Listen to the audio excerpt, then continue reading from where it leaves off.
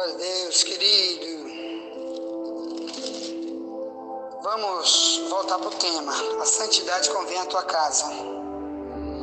Então, vamos ver alguns textos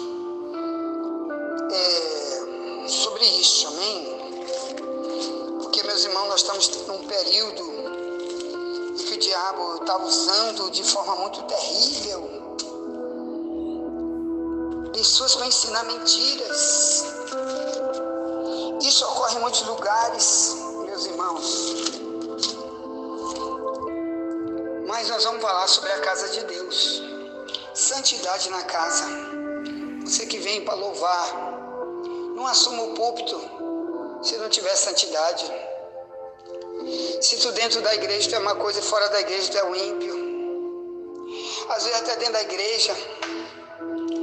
Às vezes não esquece Hebreus 12:14, sem santidade ninguém verá o Senhor. Uma vez eu fui chamado para pregar numa igreja, que de vez em quando eles me chamam para pregar por aí, e eu saio por aí para pregar quando Deus me manda. Tem lugar que Deus não me confirma, eu não vou. Mas uma vez eu fui pregar, e antes da pregação tinha uma coreografia. E eles me chamaram para sentar no púlpito da igreja.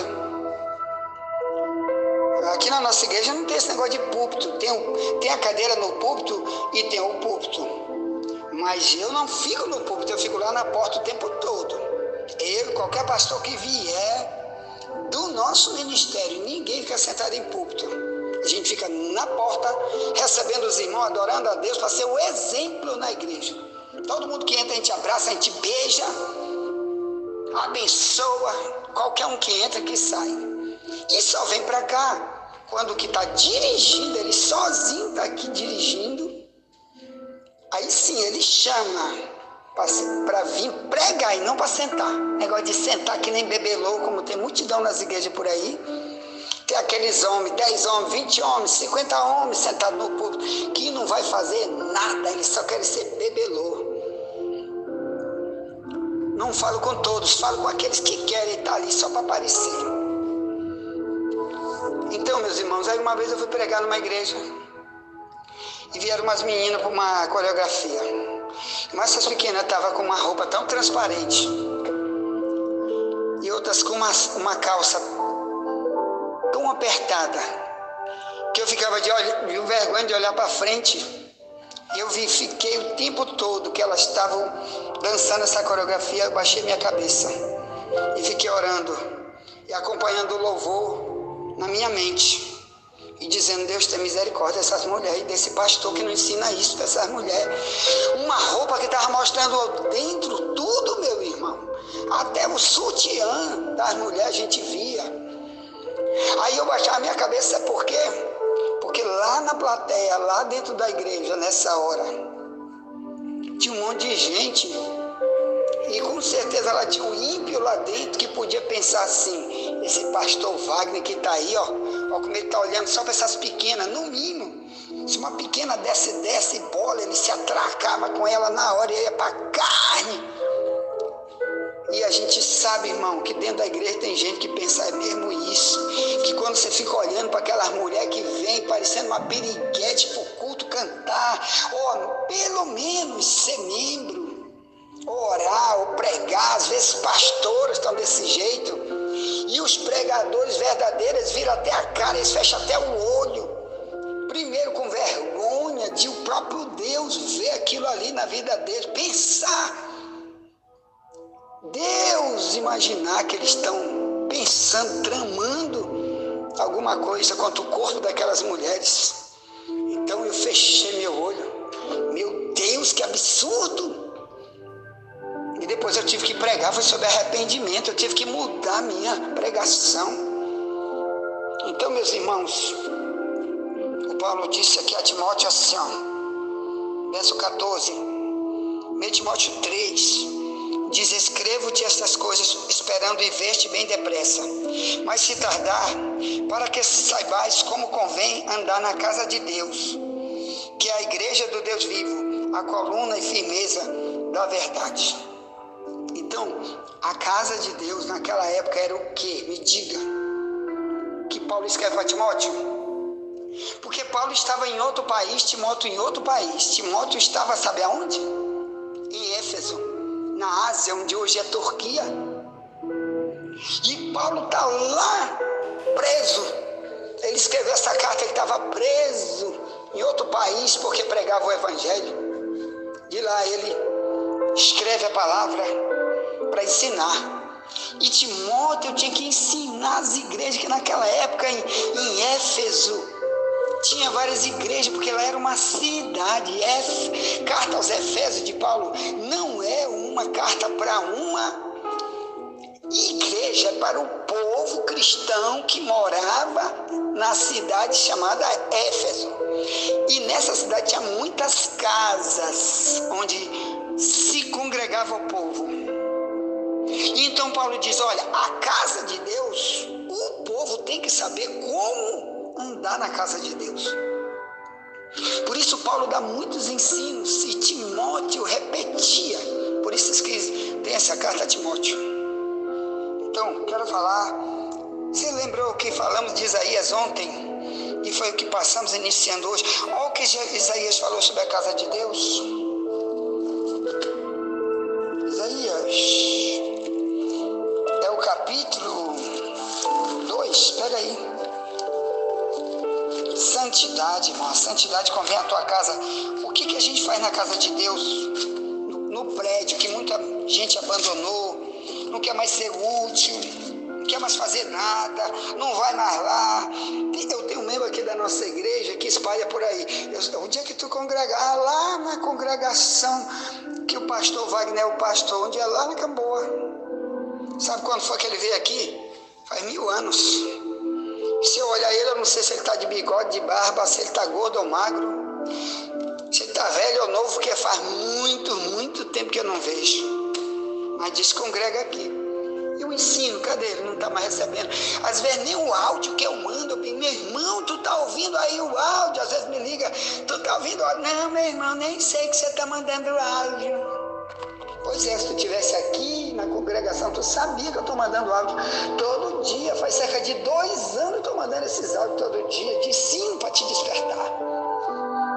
Então vamos ver o valor que existe na congregação, irmão. Que muita gente não quer estar lá. E vai ter um tempo de uma perseguição igual já está nos países comunistas, nos países cristãos, onde as pessoas vão morrer e não vão poder mais ter os lugares como você tem hoje. O Brasil é um dos lugares onde ainda tem. Até nos Estados Unidos já está proibido você se reunir na rua. Proibidíssimo se reunir, pode se reunir para política, pode se reunir para a polícia dar tiro nos outros, mas não pode se reunir para louvar a Deus, para fazer um culto de rua. Estados Unidos é proibidíssimo, só pode se reunir dentro do prédio. Imagine como vai ser daqui a pouco. Você que hoje está na liberdade do Brasil, aproveite, te congrega, aprenda e fale, chame alma, Deus conta contigo. Então vamos para Isaías 2, verso 2:1 diante diz: visão que teve Isaías, filho de Amós, a respeito de Judá e de Jerusalém. E acontecerá nos dias que se firmará o monte da casa do Senhor, no cume dos montes, e se exalçará por cima dos outeiros, e correrão a ele todas as nações. E virão muitos povos e dirão: vinde, subamos ao monte do Senhor, a casa do Deus de Jacó, para que nos ensine o que concerne os seus caminhos, e andemos nas suas veredas, porque de Sião sairá a lei, e de Jerusalém a palavra do Senhor, e ele exercerá o seu juízo sobre as nações, e repreenderá muitos povos, e estes converterão suas espadas em enxadões, suas lanças em foices. Não levantará espada nação contra nação, nem aprenderão mais a guerrear. Vinde, ó casa de Jacó, e andemos na luz do Senhor. Então, irmão, aqui está falando do valor da congregação. O que é a congregação? É um lugar, segundo Isaías, que ele diz que um dia Deus vai fazer no mundo, vai ter o mundo inteiro, não vai ter mais guerra. Deus um dia chamar esse mundo inteiro, vai fazer uma outra terra onde habita a justiça. Então esse mundo não vai ter mais guerra, não vai ter mais nada, e todo mundo vai se congregar, e um único Deus, Jesus, vai ser o pastor desse povo todo. Mas hoje não, irmão. Hoje nós temos que ir para o lugar onde tem a lei, o ensino, os mandamentos, na casa de Deus, na congregação. Aqui, falar de congregação, olha o Hebreu aí, ó. Hebreus 2. Olha ele repetindo a congregação, repetindo o que Davi disse sobre a congregação, o que se faz numa congregação. Aqui, ó, carta aos Hebreus, bora, 2. Amém, glória a Deus, aqui tu aprende, meu irmão. Se por aí o Satanás está usando muitos para dizer a verdade do diabo, de que nada, vamos ser desigrejados, que nada, não precisa mais de estar num lugar para se juntar, para um conhecer o outro, um ajudar o outro, para um orar pelo outro, um louvar junto, adorar junto, ser irmão do outro, ser íntimo um do outro, como foi a igreja primitiva, onde a gente demonstra amor, onde veja o amor do outro, não é aquele amor que a gente prega lá no YouTube e vai embora. Ah, pastor, mas tu tem vídeo no YouTube? Eu tenho muito vídeo no YouTube, só tu botar aí, pregação, missionário Wagner Jesus, de São Luís do Maranhão, aí tem muita pregação minha. Eu tinha mais de 300 pregações aí, mas já foram tiradas.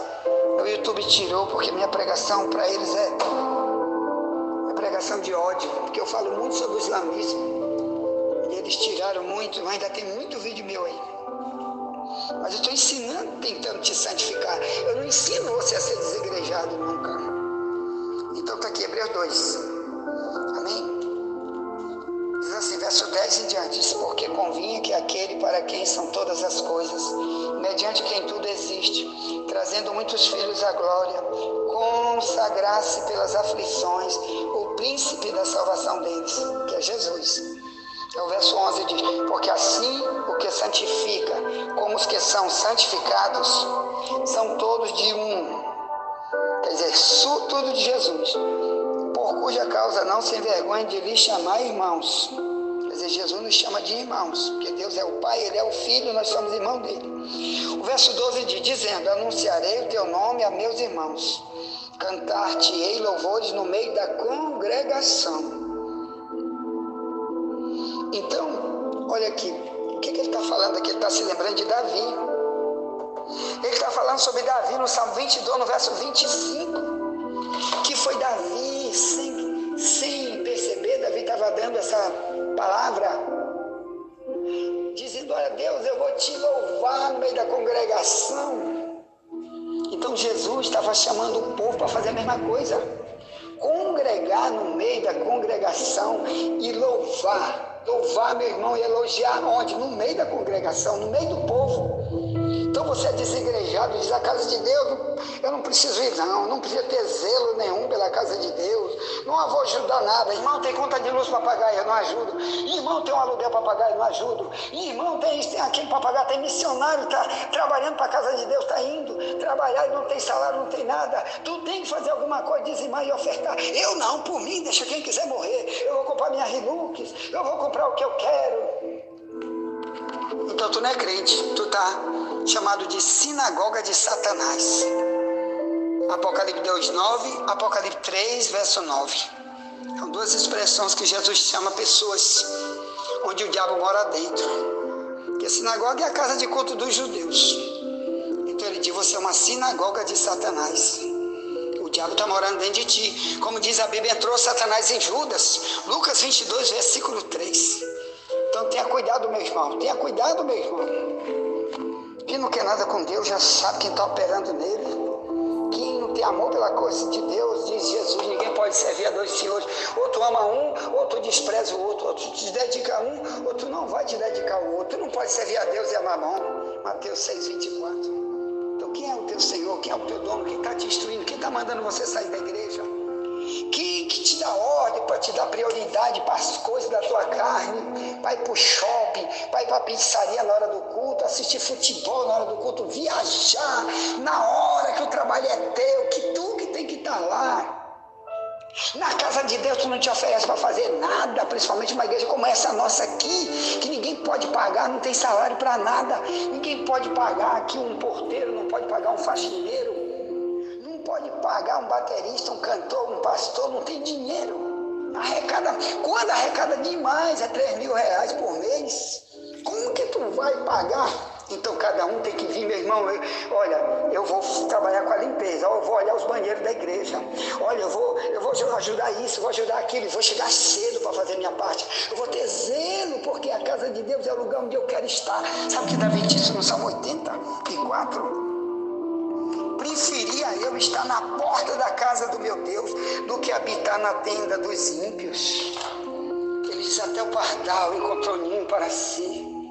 E eu encontrei a tua casa, Deus.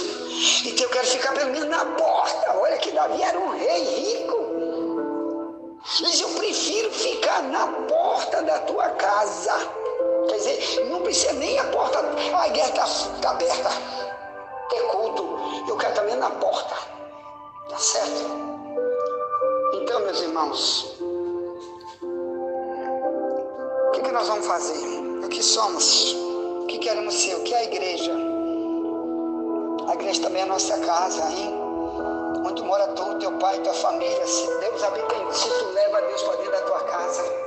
Então na tua casa não vai ter briga, não vai ter ódio, não vai ter traição, não vai ter filme do mundo, música do mundo, roupa depravada na tua casa. Não, tu é um exemplo, tu é um testemunho para eles, porque Deus está em ti. Então tu é templo do Espírito Santo em qualquer lugar. Então lá dentro da tua família, você é diferente, você é a luz do mundo, o sal da terra, você é a casa de Deus. Eu quero falar sobre a casa de Deus.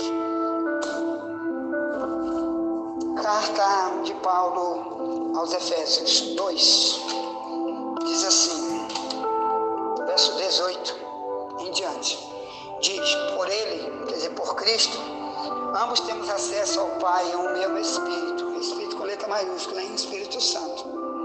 Toda vez que você achar a palavra Espírito com a letra maiúscula, é exclusivo para o Espírito Santo, o próprio Deus. Diz assim, verso 19, assim que já não sois estrangeiros nem forasteiros, mas concidadãos dos santos e da família de Deus, edificados sobre o fundamento dos apóstolos e dos profetas, de que Jesus Cristo é a principal pedra da esquina, no qual, verso 21, no qual todo edifício bem ajustado cresce para templo santo no Senhor, no qual também vós juntamente sois edificados para a morada de Deus no Espírito. Ou melhor, Deus vai morar dentro de ti. Dentro, Cristo em vós, esperança da glória. Como diz Colossenses 1:27, a esperança que tu vai participar da vida gloriosa no céu de riquezas. Amém? Eu estarei em vós.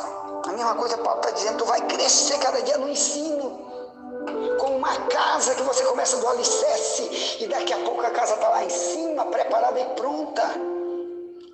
Quando tu estiver pronto, Jesus te leva para o céu. Enquanto tu está te aprontando, cuida, que muitos morrem antes de se aprontar. Muitos morrem, continuam na mentira, no ódio, diz que estão na casa de Deus, que Deus está neles. É mentira. A pessoa que está se aprontando, ele está melhorando, e Deus sabe quem é. Ele está se esforçando, está lutando pela santidade dele. Ele diz, Deus, eu estou errado, me ajude, Deus. E Deus sabe quem está construindo sua própria casa. Onde ele quer que Deus fique, onde ele não saia. Te lembra que Paulo disse sobre o nosso corpo, que é o templo do Espírito Santo? 1 Coríntios 2, vamos lá. Perdão, 3.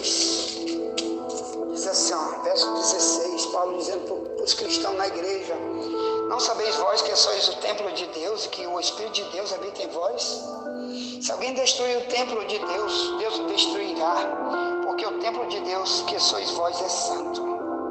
Ninguém ganha a si mesmo. Olha a expressão que Paulo disse. Ninguém ganha a si mesmo.